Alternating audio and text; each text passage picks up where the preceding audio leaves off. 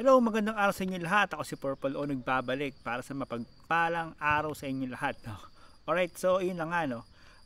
Meron kasi tayong mga subscriber no na gustong makapag cross country dito sa Europe, no? Marami-rami na rin sila nagme-message, na babasa ko naman yun, guys, no.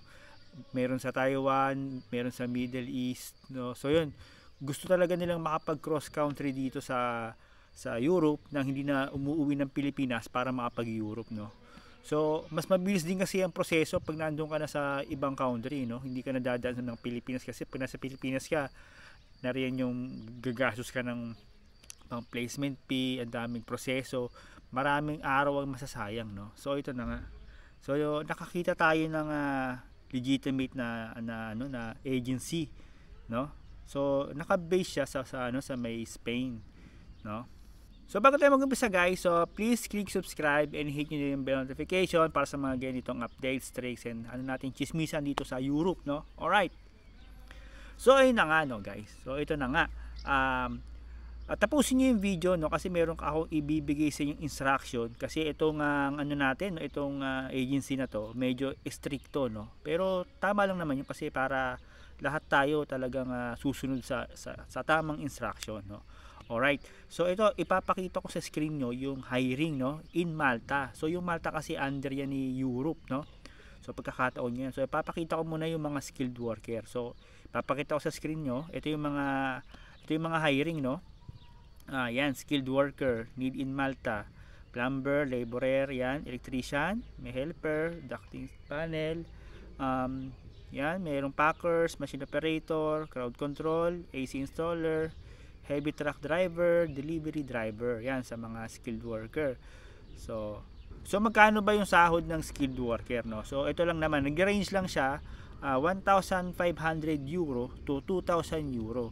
So hindi pa kasama yan yung overtime, tapos yung mga bonuses, no? So yan pa lang yun. So yan na yun, ha. So tapos pangalawa, meron pa tayo ditong mga food and beverages na mga positions, no. So ito, lalagay ko sa screen uli. Yan, si chef de party, chef barista, food and beverage supervisor, server, may sushi chef, kitchen steward, helper, waiter, bartenders, crew member. So ayun, magkano ba yung sahod niyan? So ito ang sahod niya. So ayun, makikita niyo yung sahod dito sa di ba? Sa screen nyo. Yan, makikita nyo sa waiters, no? Itong mga waiters na yan, no? Yan na yung sahod nyo, pero hindi pa kasama yun yung tip na makukuha nyo. Meron tip yan, no? Siguro pag nag-tip siguro sila dun sa Europe, mga mababa na siguro yung 20 euro, 50 euro per head, no? Possible siguro sa buong araw makakuha ka ng 500 dun, eh, no? So sa isang araw meron ka na kagad 30,000 pesos sa tip pa lang, hindi pa kasama sahod. Mga ganung bagay lang. Tapos siyempre kapag sa mga chef, medyo mataas yan kasi siyempre sa kanila nagagaling yung pagkain. Ayan, makikita nyo naman. So yun, ito naman yung instruction na susundin nyo, no. So ito ulitin ko, itong job hiring open for all applicant from Middle East, Hong Kong, Taiwan, and already in EU country and other more, no. Ayun nga daw, itong application na to pwede sa mga taga Middle East, Hong Kong, Taiwan, at sa mga nandito na sa Europe, no. Kung halimbawa pumunta ka ng Europe dito tapos wala ka pang mahanap na trabaho, ito na yung pagkakataon mo, no. So ibibigay ko yung email address, no. Ilalagay ko sa may screen ko. Ayan, kopyahin niyo yan, kaya screenshot nyo. Ayan. Tapos dalawa pala yan, no. So ilalagay ko sa screen, tapos ilalagay ko na rin sa may description yung link, no. Yung email address na pagpapasahan nyo ng resume nyo. So ito yung dyan. Pag magpapasa kayo ng resume sa email address na to, kailangan what are you waiting for? Send your CV with us in all pages of passport as PDF file. So ang gagawin nyo pala muna, pag nagpasa kayo ng CV, meron siyang kasama, no. Mag-upload kayo ng separate file na all pages ng passport mo as PDF file, no. So i-compile mo sa isang file yung lahat ng pages ng passport mo, and then i-upload mo ulit yung CV mo. Tapos ang ilalagay mong subject dito, ito yung crucial niyan, So ito, note, subject for email, yan, Malta applicant, ilagay mo full name, tapos position applied. So ito yung sinasabi nila, wrong subject will be rejected. So doon lang naman sila naging stricto sa pag mali ang pagkakalagay mo ng subject, goodbye ka. Hindi babasahin yung ano mo, yung email mo, no. So ito ilalagay ko rin yung WhatsApp number, no. So kung meron kayong mga tanong tungkol sa mga documents, so ito ilalagay ko tong WhatsApp number, no, dito sa screen. At ilalagay ko na rin dito sa may ano ko, sa may description, no. So kontakin nyo na lang diyan si Ma'am Christy, no. Ayun. Siya yung talagang ano dito namamahala dito sa hiring na to, no. So meron siyang opisina sa may Spain, no. So legitimate yung agency niya doon sa may Spain.